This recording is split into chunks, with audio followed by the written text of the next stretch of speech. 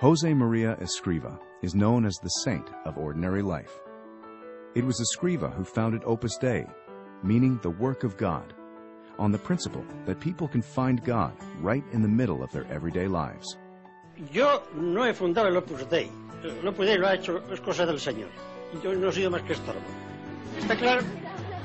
Hosemaria had a powerful vision that deep spirituality could infuse every aspect of people's lives, and they could love and serve God in their everyday work, with their families and in their friendships. Tú y yo debemos ser rebeldes de los otros, de los que dan soluciones. Soluciones de justicia y soluciones de caridad.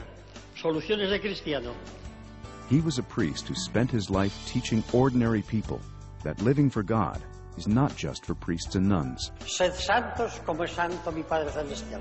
Y eso no lo dice solo a los que llevamos estas cosas, ¿eh? Dice a todos, a todos. People of every nation, race, and social condition could live the Christian calling in a new way by striving to be holy in the ordinary circumstances of their lives. A los casados, a los casadas, a los solteros, a los obreros, a los intelectuales, a los campesinos, a todos.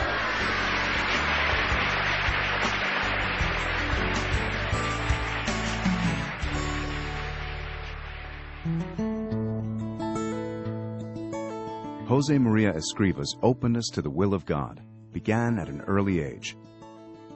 Born into a devoutly Catholic family, Hosemaria would recite all his life the prayers his mother taught him.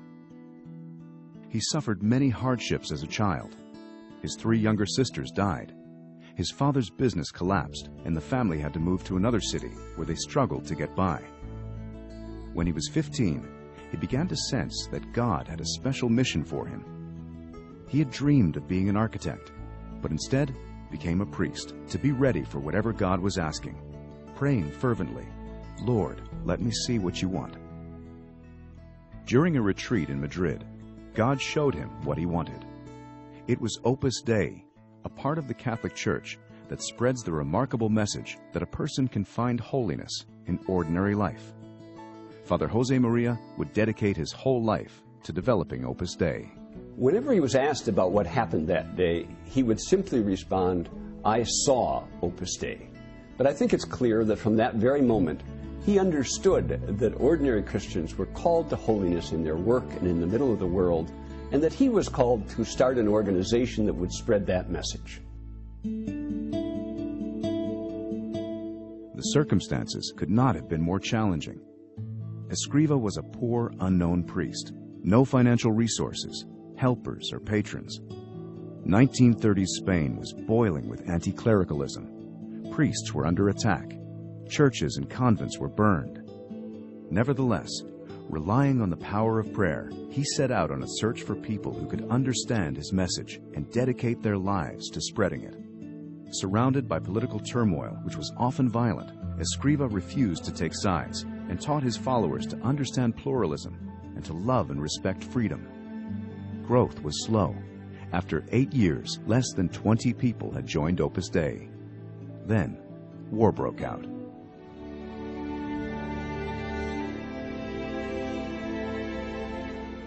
The Spanish Civil War brought even fiercer religious persecution.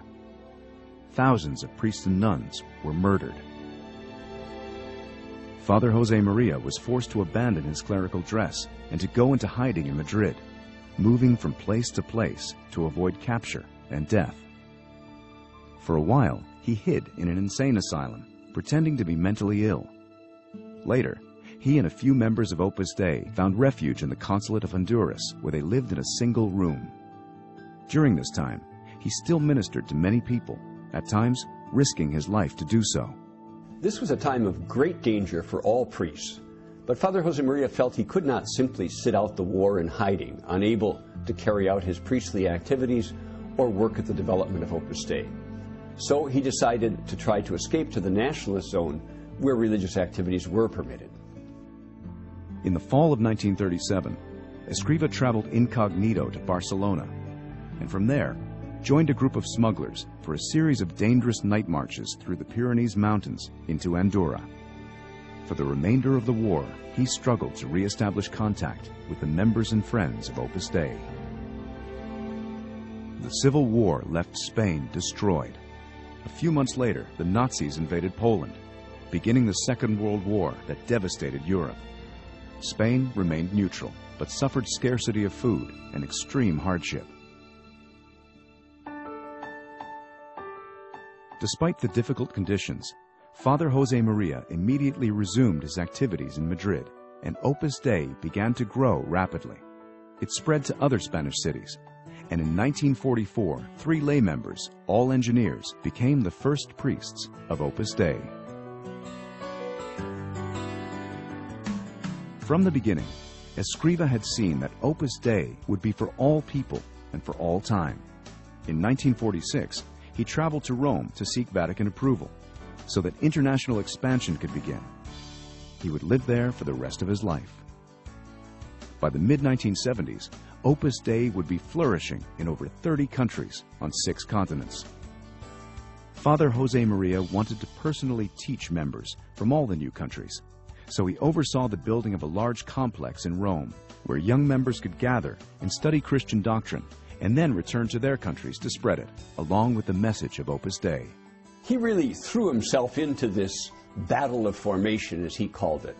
He spent hours and hours talking with his sons and daughters, and the optimism and confidence with which he did it was truly inspiring. Beginning in 1970, Father Hosemaria made long catechetical trips where he would meet with large groups of Opus Dei members and their friends to strengthen them in their Christian faith. Es la santificación del trabajo, es decir, a cada cristiano, cualquiera que sea su oficio, que allí donde está puede y debe ser un buen hijo de Dios. On June 26, 1975, he died suddenly of a heart attack and was buried in the Church of Our Lady of Peace in the central headquarters of Opus Dei in Rome. Immediately, people around the world began to pray to him for all their needs. On October 6, 2002, before an enormous crowd in St. Peter's Square, Pope John Paul II declared him to be a saint, referring to him as the saint of ordinary life.